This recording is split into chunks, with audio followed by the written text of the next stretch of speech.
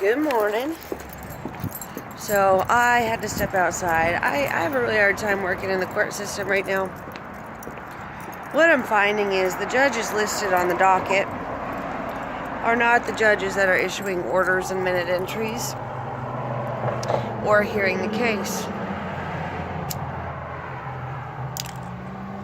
The minute entries that are issued, I'm finding multiple signatures by the judge.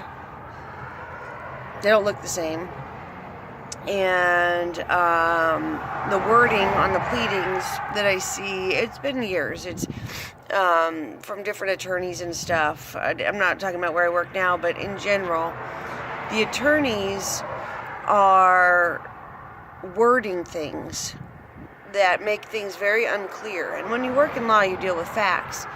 But I noticed that they word things to where they'll ask for all the documents except for what's needed to plead the case,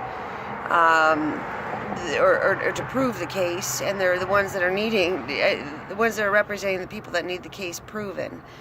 These attorneys are not helping their clients. I had it happen at MPS, at Managed Protective Services. I saw an attorney, I won't name a name, I don't remember it even, but they were representing the family, and I looked at it. They asked for like a huge list of documents, but they asked for everything but what was necessary to prove what was necessary.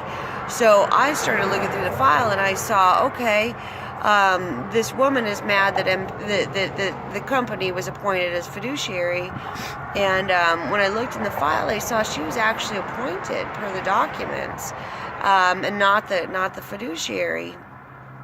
And what was crazy about it was she was mad that the estate was being drained, and the company, and I shouldn't name names, but it's just a generality of what I'm seeing in Arizona in general, is that if the attorney would have asked for certain documents, I could have they would have easily seen that the family member was appointed as PR, not a public fiduciary, or not even a private one, not a corporate one, but the attorney asked for everything but that, and it was the simplest thing that I couldn't believe it. It sent me into a meltdown, because how do I provide it when that's exactly what he's looking for, when he didn't ask for it, and get my company in trouble, but then have the knowledge that was done.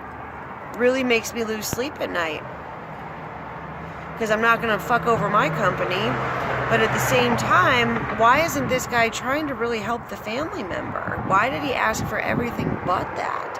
So I have all this information inside of me that makes me sick, and I'm not going to hurt a company I'm with, but I'm also sick about what's happening around town, and so I'm constantly like on the verge of tears over what's going on.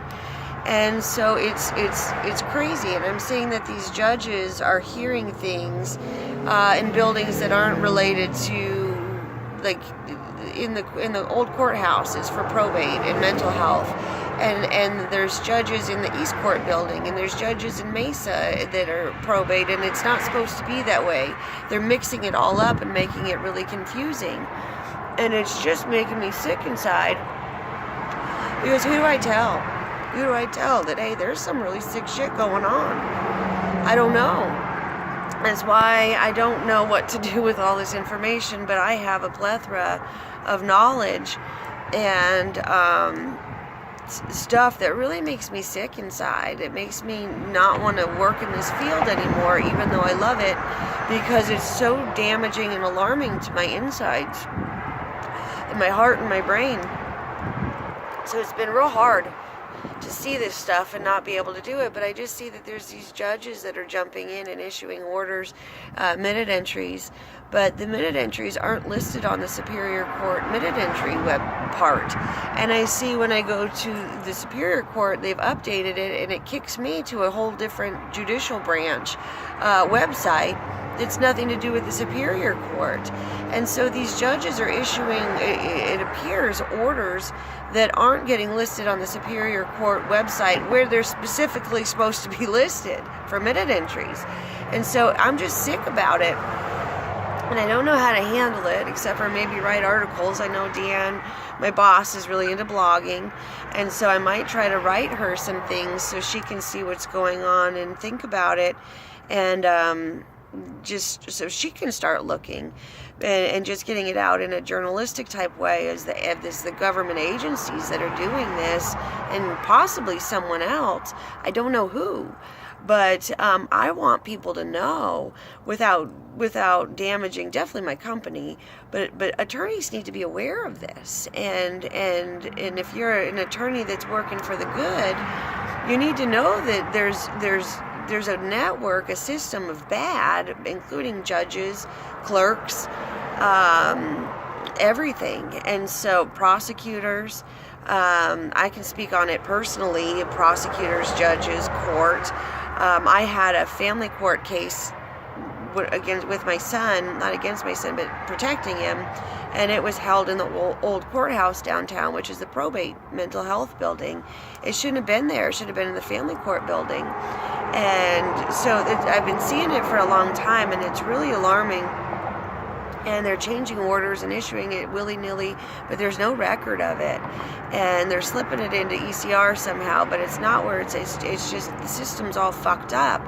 They've taken out the numbers to make it easy on the docket, to make it easy. Okay, this is 1, 2, 3, which is a simple fix, but it's so they can slip things in real easy. They've taken out the filing parties.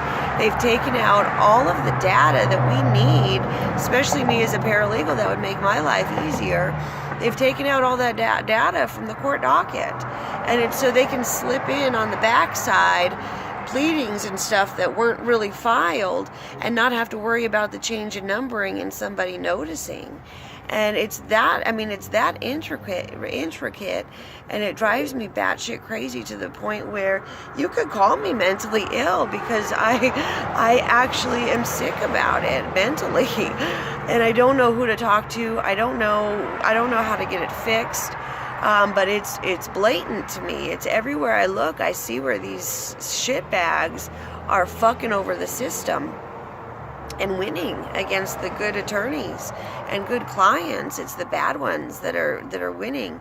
So I'm going to try to settle my brain down and write Deanne some things so she can see it, because I think that people need to be alerted, and the attorneys can choose to pay attention or not.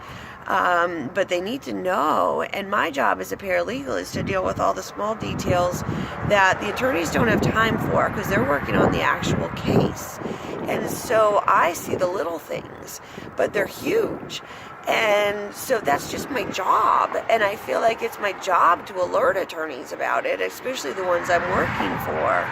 So I struggle a lot, and it makes me look like I'm slow at my job, or it makes my job really hard on the paperwork end of it, because the dockets aren't matching the pleading that's in my actual paper file for the client file. It's not my file, it's the business's file. But the one I'm working on, the pleadings don't match the docket. And in my interview, Deanne asked me, do you know how to docket and all this? And I said, yes. And so it's taken me a while on these files to organize them, but it's because the docket doesn't match the pleadings in file. And so I feel like things are getting slipped in on us.